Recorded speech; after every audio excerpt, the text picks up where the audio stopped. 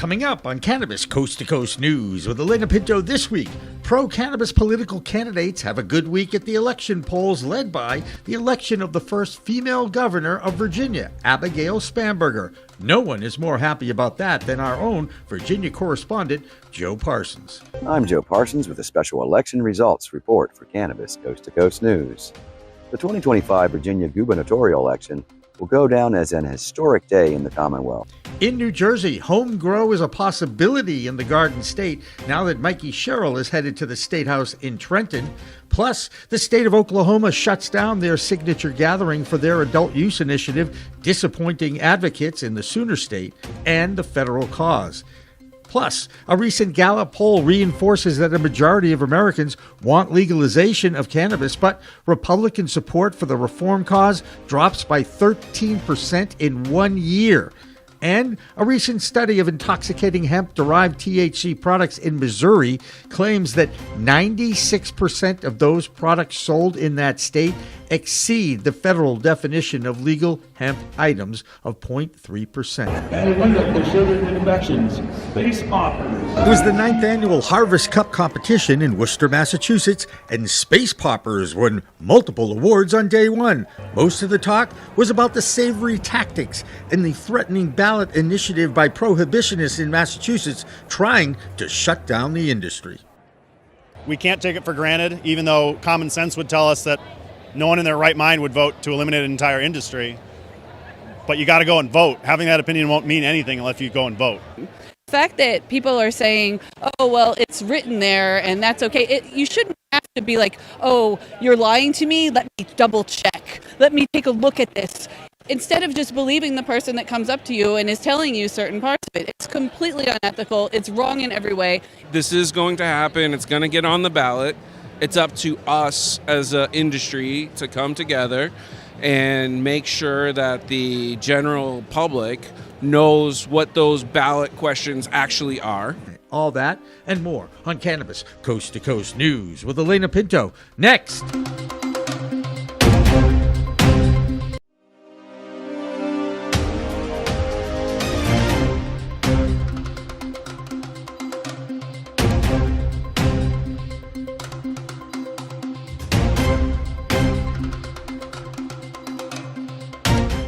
Hi, everyone. Welcome to Cannabis Coast to Coast News, WPCM TV's weekly documentation of the fight to end cannabis prohibition in this country and around the world.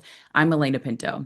It's been an interesting week of election results in what is considered to be an off election, since the biggest results were centered around governor races in Virginia and New Jersey. In fact, in both of those states, Democrats won by decisive margins. Abigail Spanberger in Virginia and Mikie Sherrill in New Jersey. We start in Virginia with Joe Parsons. I'm Joe Parsons with the Virginia Cannabis Connection by Higher Education's Coffee Talk, sponsored by 97.5 3WB, and reporting for Cannabis Coast to Coast News.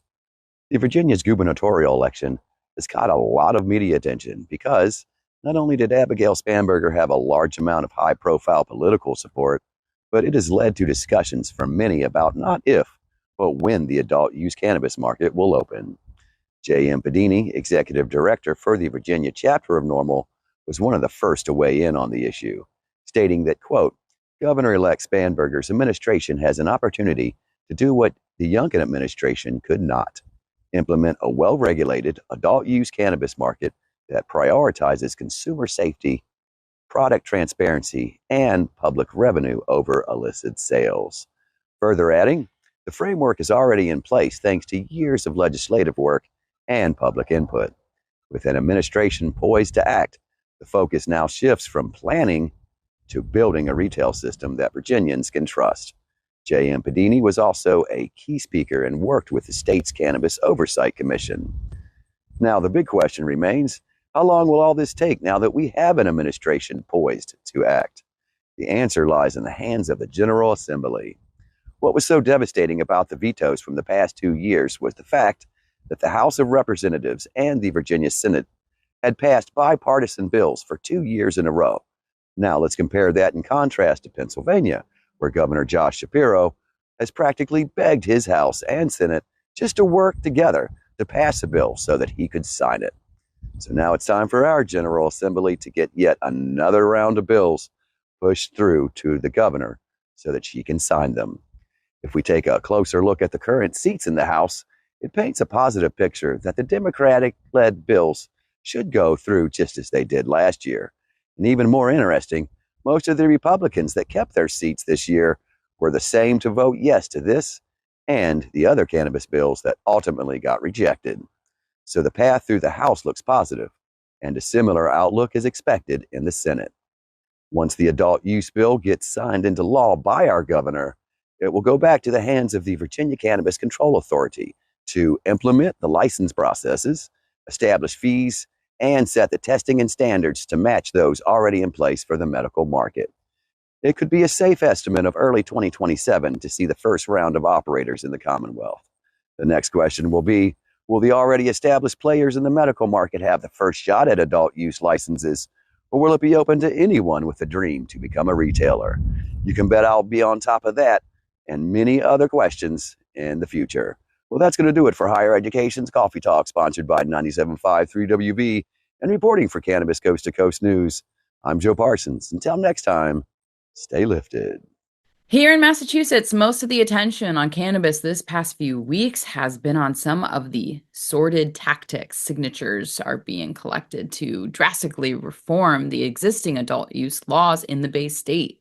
This past weekend, the Harvest Cup competition and trade show was held for the 8th time at the DCU Center in Worcester, Massachusetts.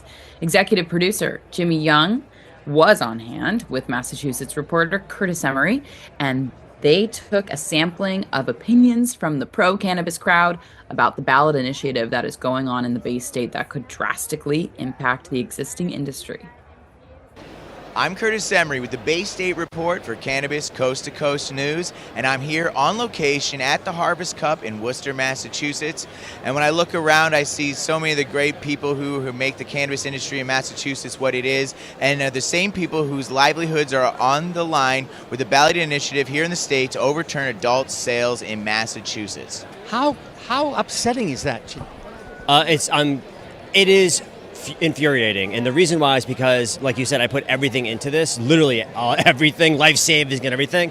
But at the same time, the reason why I'm here is because of a passion for the plant itself, because I came from the medical side. It's very important that people get access to these things. The medical market itself does not provide the best access. The adult use side provides access. So I'm huge on that one. I know how the campaigns are being run right now.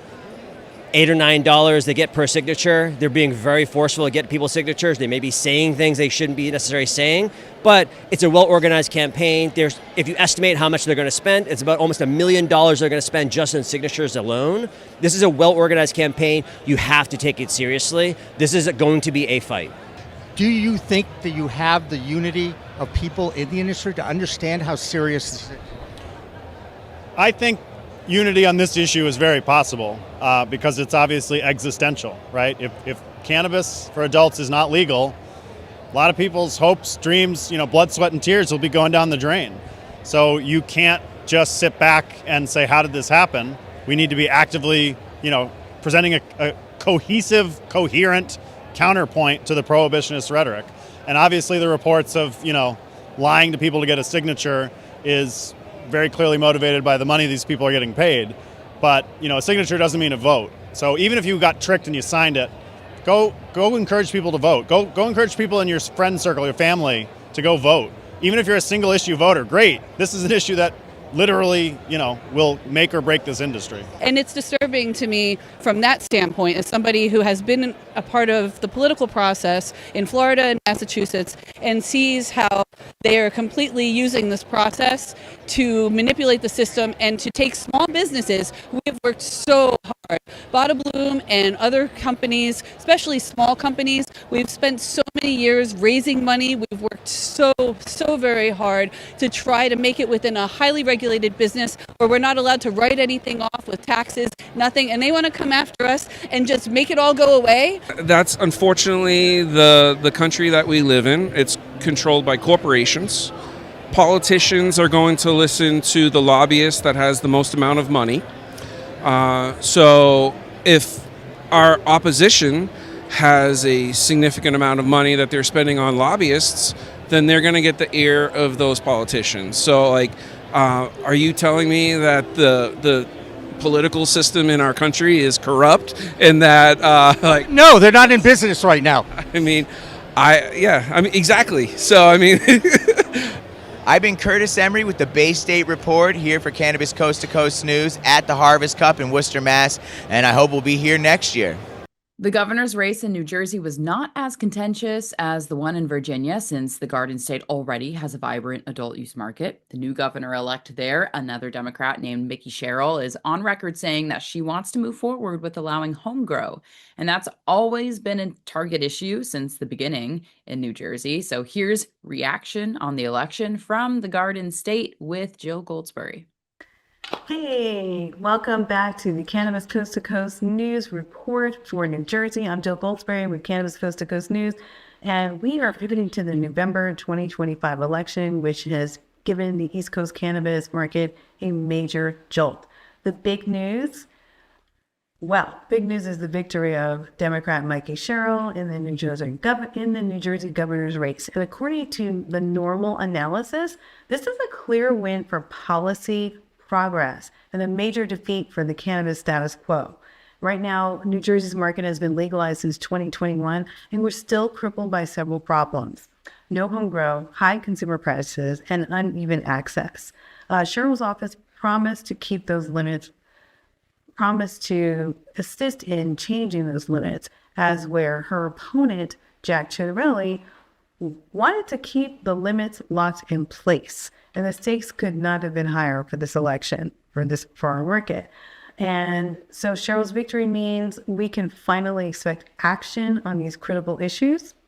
She's voiced strong support for expanding New Jersey's adult use market, and this includes the critical step of allowing home grow, cultivation, giving consumers the freedom and the ability to grow their own, which will directly combat the soaring prices. And this administration is also expected to prioritize improving consumer access, safety, and overall affordability across the board. And this will move New Jersey into a far more friendly, mature cannabis market, which this election has really made it a turning point so that constituents will be treated fairly in the cannabis market by this administration. So the Garden State is really set for an expansion, and we will see in the next 100 days what's going to happen with the new Sherrill administration in New Jersey. And speaking of affordability in cannabis, a new brand I wanted to let you know about is called Dragonfly Cannabis. You may see their red logos pop up from time to time, and you may also start seeing them in New Jersey. It's a brand out of Michigan, known for affordable, very effective cannabis. They've landed in New York City, and now they're expanding into our New Jersey market. So check them out and look out for them soon. I'm Jill Goldsberry with the Cannabis Coast to Coast New Jersey Report. Thanks for watching, and I'll see you in the next report. Another development in the cannabis reform movement this week comes from Oklahoma, where over the past 3 months, organizers had hoped to collect enough signatures to get adult use on the ballot for next fall. Unfortunately, that effort fell short this week, and organizers had to curtail the initiative. Needless to say, that makes Kimmy Cannabis sad, but not defeated. Here's Kimmy. I am Kimmy Cannabis from Canna Talk About It with your Oklahoma Cannabis Report for Cannabis Coast to Coast News. Efforts to bring adult use cannabis to Oklahoma have hit another roadblock. The petition drive for State Question 837 failed to gather enough signatures to qualify for the ballot. This marks the second time Oklahomans haven't turned out in strong numbers for adult use reform. With so many licensed businesses going inactive and a shrinking medical-only market, many hope that adult use access would help our program thrive. Instead, the lack of signatures leaves the industry facing another year of uncertainty, limited growth, and tougher conditions for patients and providers alike. Meanwhile, new rules that took effect November 1st change how Oklahomans can possess or consume cannabis in vehicles. Senate Bill 786 now makes it illegal to have an open container of marijuana in the passenger area of the vehicle on a public road. The law also prohibits smoking or inhaling cannabis, including secondhand smoke, while driving or riding a motor vehicle. Even licensed medical patients are not exempt from these rules. All cannabis must be stored in a sealed container and kept out of reach while traveling. The message is clear. Safe transport and responsible use are now state law. And if that's not enough, the new patient portal system for medical card applications has been glitching since its launch. The switch to the new platform now requires patients to enter their social security number, which many feel is an overreach into personal privacy. Patient recommendations in businesses across the state that rarely have had issues before are now dealing with one problem after another. And patients, well, they don't have patience because this is their medicine and delays mean suffering. That's it for your Oklahoma report. Peace, love, and all that good stuff. There's a new Gallup poll out regarding the legalization of cannabis. Over the first 2 weeks of October, 1,000 adults were polled, and there has been a decrease in the total percentage of support for legalization. It's still a majority of 64%, but that's a 4% drop from the same poll last year. Since Gallup is a political pollster, the reason for that drop is tied to the Republican Party, which dropped 13 percentage points. Still, 85% of Democrats want to see it legalized, and 66% of independent voters support legalization too. Republican support has dropped to 40%. It was at 53% last year. Gallup reported that this drop in support from Republicans reflects perceptions that President Trump's aggressive actions supposedly limiting the entry of drugs in the United States has resonated with the president's base. Even though, as Gallup noted, quote, that the impact of these actions on drug imports, sales, and addiction in the U.S. is unclear so far, unquote. Perhaps if those 1,000 people who were polled watched Amie Carter's story coming up next, they would change their anti-legalization feelings. In her Michigan report this week, Amie has a story about a family whose child was stricken with cancer and then, as a last resort, used cannabis to combat that disease. Amie's Michigan report is sponsored by Wally's Wonder World, a website featuring handmade customizable humidors. This is mold on wheat. This is mold on weed. And this is what this Wonderworld plant is supposed to look like. Do you want to make sure this never happens to your precious flower? Check out the handmade humidors by Fenton, Michigan craftsman Gregory Johnson. Each humidor can hold 1 ounce of your stash, and it comes with a Boveda humidity pack. You care about your flower, so protect it inside a humidor made with American-grown maple, cherry, or sapele wood. Check out their website at wallyswonderworld.com. There you'll find the famous award-winning Hakuna Matata No Worries Humidor. You'll also find a variety of humidors with different designs. They even customize accessories like doobie tubes, grinders, and even a classic roach clip from the 70s. Treat your stash with class with a custom-made, handmade humidor from wallyswonderworld.com, and never worry about moldy weed again. I'm Amie Carter from the Michigan Wheatsters with this week's Michigan Report for Cannabis Coast to Coast News. We often talk about the healing power of cannabis, and I know its impact personally. For my son Jaden, it helps control his outbursts and anxiety following his autism diagnosis, allowing him to thrive and move toward a high school graduation. It's success stories like Jaden's that makes me so proud to share another powerful Michigan's family story, now captured in a new documentary.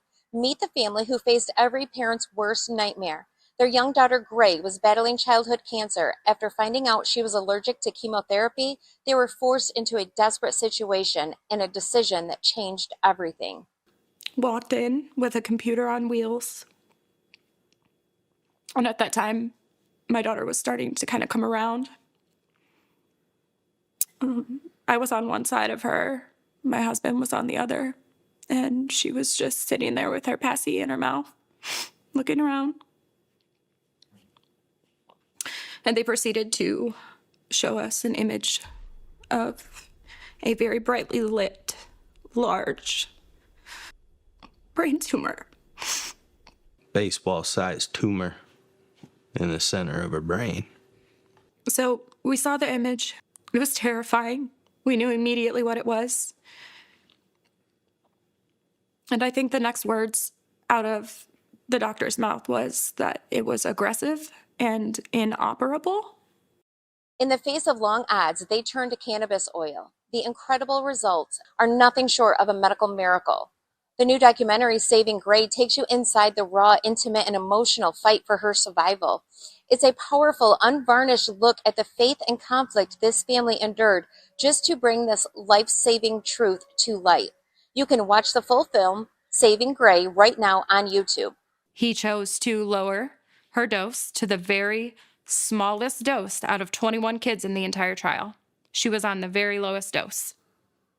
So she took that very lowest dose, next to nothing, alongside cannabis oil for the remainder of the trial, which was 1.5 years.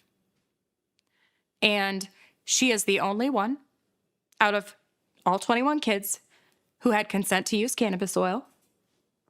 She is the only one out of 21 kids who ever got clear scans. And to this day, she's the only one out of all 21 kids who hasn't relapsed and who doesn't have cancer anymore. All other 20 kids, when they came off of the trial, their tumor growth resumed. I was always told at every scan post-trial to expect to see some growth and not to panic because they were seeing it in the other kids. Her scans stayed crystal clear. They're crystal clear to this day. So they were wrong. That's another story about how cannabis can change a child's world. So when prohibitionists bring up the question, what about the kids, we can say with confidence that there are parents like Grace and like me who can confirm it saved their child's life. And we are thankful for that. I am Amie Carter with Michigan Weedsters, and that's it for this week for Cannabis Coast to Coast News. The Michigan Report is sponsored by Wally'sWonderworld.com. That'll do it for the A block, our first section of Cannabis Coast to Coast news, but we have plenty more state reports to share, including the election of a new mayor in New York City who is a regular in that city's dispensary scene. Cannabis Coast to Coast news continues after this. Corporations take it over. This plant, it's all about money with everybody, but the problem is nobody can pay their bills. Nobody pays their bills. Your cannabis business could be overpaying by hundreds of thousands of dollars in federal income taxes because of one simple assumption that you're making about your accountant. A dispensary owner in Colorado called me frustrated as hell. He'd been working with the same accountant for 3 years. His accountant said, "What's 471C?" Here's what the ignorance of that accountant was costing this business owner. $180,000 every single year for 3 years. 471C has been around since 2017. We're talking about an 8-year-old tax provision that many cannabis CPAs don't fully understand.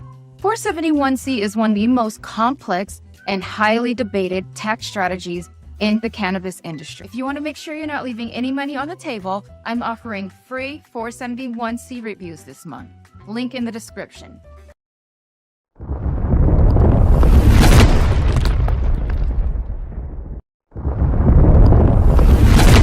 Accounting Buds has grown into Buds Group, the same award-winning quality, now with more service offerings.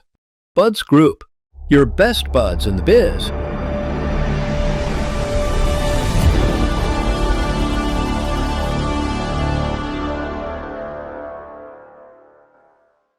Looking for PR that over-delivers on expectations?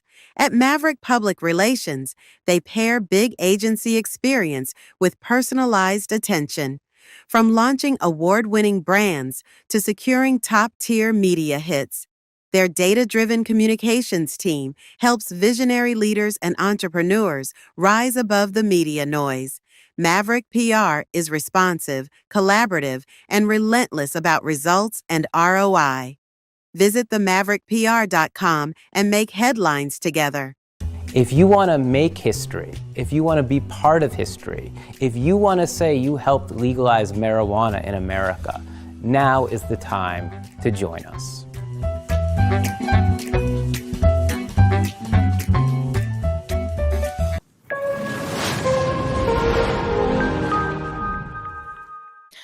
Welcome back to Cannabis Coast to Coast News. This is the B Block, or second section of our weekly news show. I'm Alaina Pinto. There were a lot of firsts after Election Day, and we've already told you about the first female governor to be elected in the state of Virginia when Abigail Spanberger won. But did you know that Mikie Sherrill, another female who won a state's governor race in New Jersey, went to the same college? Both attended the University of Virginia, and when both were freshman representatives in Washington, D.C., they actually shared an apartment. And while Spanberger made history in Virginia, Sherrill also made a little history in the Garden State. When she won that election on Tuesday, she became the first female Democrat to win the New Jersey governor's race. There was another first on election night, too, in New York City when Zohran Mamdani won the mayoral election and became the first Muslim to win as mayor in the Big Apple. The 37-year-old is also the first openly pro-cannabis mayor of New York. And during a debate 2 weeks ago, Mamdani admitted that he has purchased cannabis at a legal cannabis shop in the past. And when New York legalized the plant in 2021, Mamdani tweeted out, quote, "In the course of this debate, I've heard many of our colleagues from across the aisle discuss that smoking or ingesting marijuana is an indication of lawlessness and a deteriorating quality of life, makes one lazy and a burden to society, serves as a gateway drug, and amidst this fiction and frankly coded language, I'd also like to present a fact, which is that smoking or ingesting marijuana may also lead to you becoming an elected official," unquote. The times are changing, or maybe they haven't. Media reports describe Mamdani as of Indian origin, born in Uganda, and now labeled as a democratic socialist Muslim. Can we just call him mayor now, though? He is also a 2014 graduate of Bowdoin College in Maine. There's an interesting story out of Washington, D.C. this week that was reported by Marijuana Moment about the writing of the 2018 Farm Bill. You might remember that bill basically gave the cannabis sativa plant a federally legal definition that is now called hemp. The man writing the letter to Marijuana Moment is Stephen Bevin. At the time, he was one of the principals for the U.S. Hemp Roundtable that helped Senator Mitch McConnell with the writing of the Farm Bill. In that original bill, the FDA was supposed to be the regulatory body for hemp-derived THC products, but 7 years later, the FDA hasn't done anything. In fact, they've allowed the infused products industry to grow mostly unregulated into a multi-billion-dollar market. As you probably know, our government is currently shut down and not really operational. Politicians continue to point bipartisan fingers at each other and blame each other for the current dysfunction. They now seem focused on closing the so-called loophole in that 2018 Farm Bill that was created when they actually passed it in the first place. In his letter, Stephen Bevin explained this week that there was never a so-called loophole that our current lawmakers are trying to fill. He made it clear that those who now want to ban all THC-infused products and, quote, claim it's about protecting children from dangerous products, he explains that, quote, simple age gating and responsible consumption resolve this. He continues, quote, instead of focusing on citizens' access to wellness and the positive economic benefits being realized from the national hemp experiment, it worked. They bizarrely suggest a return to prohibition, unquote.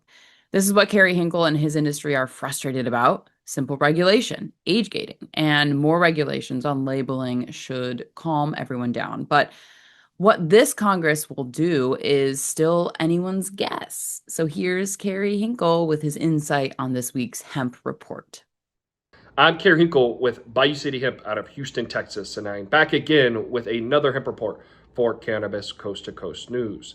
This week, we keep our attention in D.C., where the Agriculture Appropriations Bill is still being negotiated, and the fate of hemp at the federal level is still left to be undecided.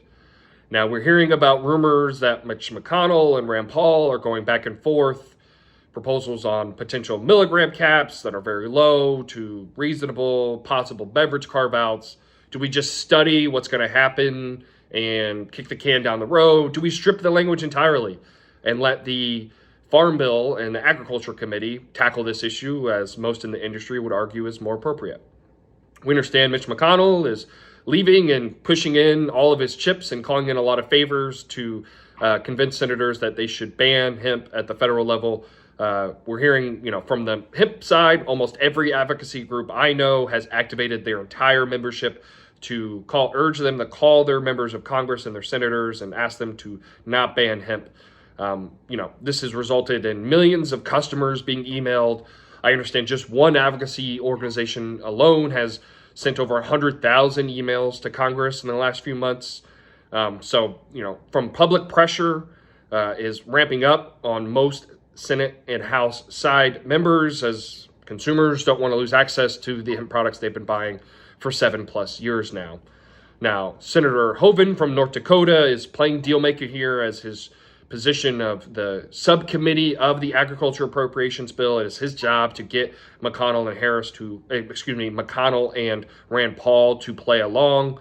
If Hoeven can negotiate that deal, it then gets kicked up to Senator Collins as chair of the potential minibus package that would result in the government reopening. And then the final blessing goes to Senator Thune, and his primary job is to get all of these senators to play along so that we can get the government back open, get government workers paid, flights on time, USDA SNAP funding in place, and oh, by the way, we got to figure out this crazy thing called hemp. So I will say, from a personal perspective, having advocated on this industry for 7+ years now, it's kind of mind-blowing that the entire U.S. government is being held up, and one of those final negotiating points is little old hemp. But here we are, and feels like crunch time. So if you're watching this video and you're interested in getting involved, I would say call your member of Congress now and ask them to strip that language from the Agriculture Appropriations Bill. Or if you're not in favor of our industry, call them and say, stand with Mitch McConnell and ban these products.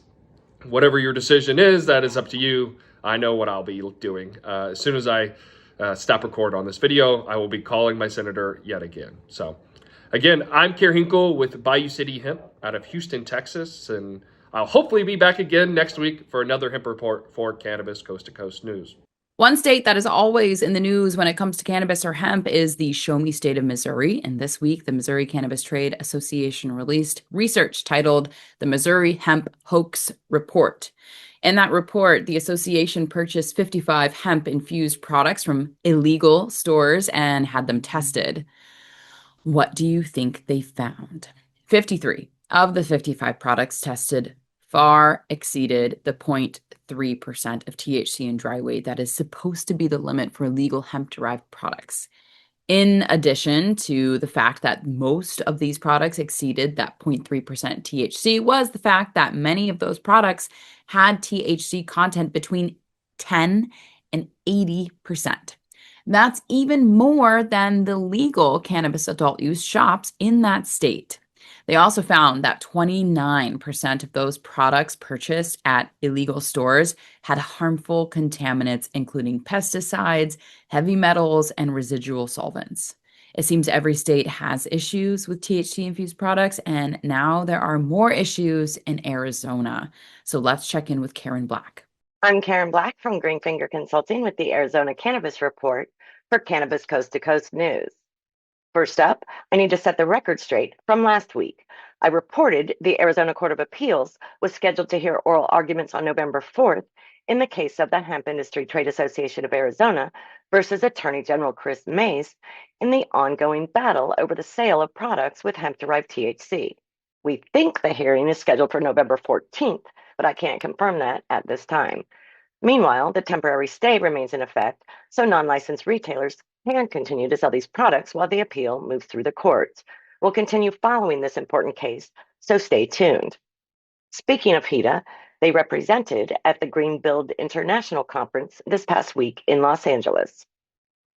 It's been 5 years this month since Arizonans voted to legalize adult use cannabis sales, but it's not exactly a celebration.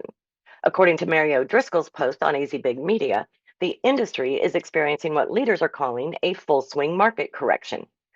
Sales continue to decline, which experts say is actually healthy. The market overestimated demand, and now it's matching reality. Companies like Copper State Farms and Infused say the winners going forward will be the ones who consolidate, innovate, and introduce new product formats. Translation: scale up, stay lean, or get left behind. And speaking of workplace issues, an Arizona bud tender is taking Story Cannabis to court.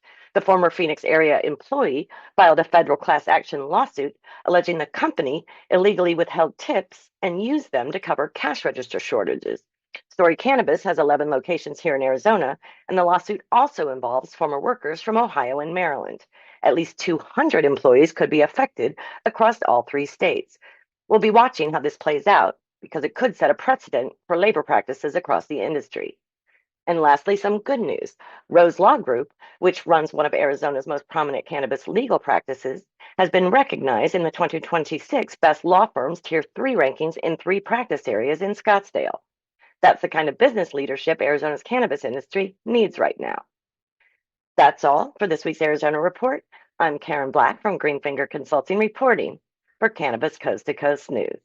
There are only 6 states in the United States who have not decriminalized cannabis, and one of them is Idaho. That's a state that still has possession crimes on its books, but now there is a movement to change that.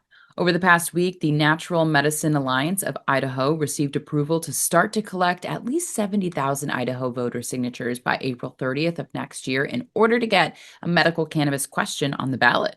The biggest challenge will be getting signatures from at least 18 of the state's 35 legislative districts. So let's hope they don't use some of the tactics that Massachusetts has been dealing with, a prohibitionist movement for a ballot question. Okay, let's check in with Tina Tasaka in Nevada and the tribal nations. I'm Tina Tasaka with 420 Technologies and Iconic Representation, and this is the Nevada and Tribal Nations Report for Cannabis Coast to Coast News. The Omaha Tribe of Nebraska asserts that the state has no authority to block non-tribal citizens from purchasing medical cannabis on tribal land. They say their program is fully tribally licensed, audited, tested, and regulated, separate from the state system. The tribe's Attorney General, John Cartier, signed off on the statement. They warn if the Nebraska persists in trying to obstruct their lawful operations, the tribe will defend its sovereignty through all available means. The inaugural Vlasic Classic took place November 8th at the Paiute Golf Course in Nevada, marking its first West Coast debut after 5 successful tournaments in the Midwest.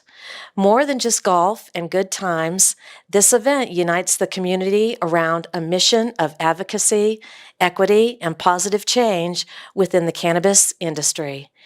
In partnership with the Last Prisoner Project, the Classic raises vital funds for legal aid, job training, and family reunification for individuals affected by cannabis-related incarceration.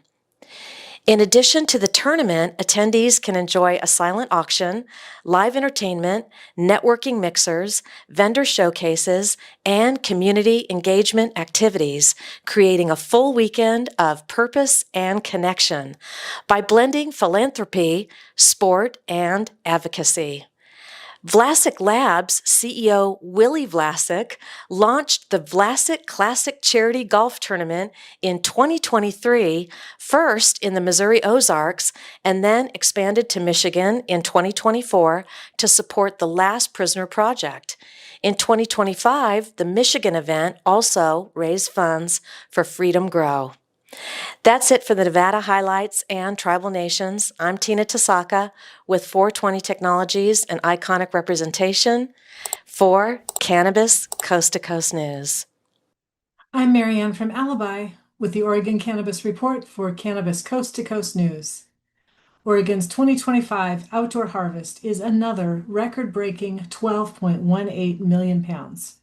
So far, 2025 production is running about 9% over last year's record-breaking harvests for another record-breaking year. Sales revenue so far this year is down about 4% compared to last year. This price compression is continuing to put extreme pressures on licensed operators. This upcoming year will be another test of operational efficiency for Oregon operators. And in better news, Oregon State University published a study showing that proximity to cannabis dispensaries is linked to lower alcohol consumption. Alcohol is one of the leading preventable causes of death in the United States. Also note that animal researchers in 1973 were unable to find a dose of THC that would be lethal for primates. So, can we now say that access to cannabis will create a healthier nation? I'm Marianne from Alibi with the Oregon Cannabis Report for Cannabis Coast to Coast News. In the publicly traded cannabis stocks this week, one of the nation's largest multi-state operators, Trulieve, restructured some of their debt that was going to come due in 2026. This restructuring of their debt is more than $360 million, avoiding what many in the industry fear in 2026, when debt in the industry will come due. And some are referring to that day as a tsunami because of the amount of debt in the cannabis industry. What impact has that had on Trulieve stock? Here's Doug Miller. I'm Doug Miller from High on Wall Street with this week's Cannabis Stock Report for Cannabis Coast to Coast News. Trulieve is paying off $368 million in debt. That's the full 8% loan well before its 2026 due date. Trulieve still owes about $110 million. That's 7.9%, but they're showing major strength with $450 million cash on hand and 12.5 million branded products sold last quarter. That's up 7% year over year. But it's not all good vibes. The company's also sitting on a hefty $616 million in uncertainty tax liabilities. Yeah, the IRS isn't exactly seeing eye to eye with their stance on 280E deductions. CEO Kim Rivers says their 2025 strategic plan is delivering results with progress on reform, distribution, customers, and branded products. So while other MSOs brace for a $6 billion debt storm coming soon, Trulieve just found a way to stay afloat. So let's see how Trulieve's stock chart looks. It's trading around $6.61, and it's been pulling back, but it's not looking bad to get set back up after this pullback. Watch for dips as it sets up, trade smart, and lock in those profits. And that's this week's Cannabis Stock Report. Reporting for Cannabis Coast to Coast News, I'm Doug Miller. Now it's time for the international reports on cannabis from around the world. I'm Dave Barton from Thermidor with your UK Cannabis Report for Cannabis Coast to Coast News.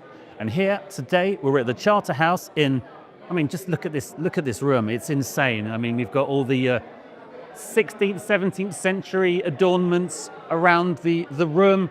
We've had some really interesting and insightful conversations and presentations from patients, from medical professionals working here in the UK medical cannabis sector. We've heard about everything from the endocannabinoid system to terpenes to cannabinoids, all the way down to patient needs, drug interactions, and even people's personal journeys. So, again, some of the key issues we've been hearing time and time again today, very much about access to medical cannabis, how we can change that. The need for home grow has been a very, very important thing. NHS availability is another one that people really want to see happening here in the UK. And, it's the importance of community in helping new and existing patients navigate the medical cannabis system. And with, 12,000 NHS patients and 90,000 private medical cannabis patients, those numbers are only going to increase. And it's only a matter of time before the government needs to take this seriously and do something about it. I'm Dave Barton, reporting for Cannabis Coast to Coast News. Let's check in now with our favorite clone guy from Chicago. Here's Mark Allen. What's up, everybody? I'm Mark Allen, the Chicago clone guy, reporting for Cannabis Coast to Coast News. I'm just outside of Chicago, Illinois. Thanks for tuning in. As always, I've had a busy week. Let's take a look at one of the many things I've done this week. Was to repot all these plants from their previous 1-gallon plastic pot containers into their new 20-gallon fabric pot containers. Notice how they're all elevated on the pallets to keep them from sitting on the cold concrete floor. If you leave a plant on the concrete floor in the winter, that concrete stays very cold, which in turn will keep the roots cold, which will allow them not to absorb nutrients. So long story short, elevate your plants to have better growth in the winter if they're on concrete. In other news, besides what I've done this week, the Chicago Sun-Times was actually doing some investigative journalism, which I'm happy to report. But I'm not happy to report what they found. Long story short, they went and got one of the most popular marijuana products in Illinois legally from dispensaries, pre-rolls. They got specifically about 10 pre-rolls. Almost every single pre-roll they got tested positive for mold, yeast, and various types of bacteria. All these pre-rolls were stated to be approved and clean by the state. Another issue that they found with these pre-rolls is that 2 of the 10 pre-rolls actually had dramatically less THC in them than listed on the box, the paperwork itself. And the reason why this is a big issue is that in the state of Illinois, you pay extra for higher level THC. You pay extra tax and extra money for that. So people paid extra quality money, extra for their product, and they got way less. But that was interesting news that I found out from Chicago Sun-Times. Thanks for doing that reporting, Chicago Sun-Times. But that sums up the news for Chicagoland area. I am Mark Allen, the Chicago Clone Guy, reporting for Cannabis Coast to Coast News. That'll do it for this week's edition of Cannabis Coast to Coast News. I'm Alaina Pinto. Remember, it's a whole new world of weed out there. Consume it responsibly, and we'll see you next week.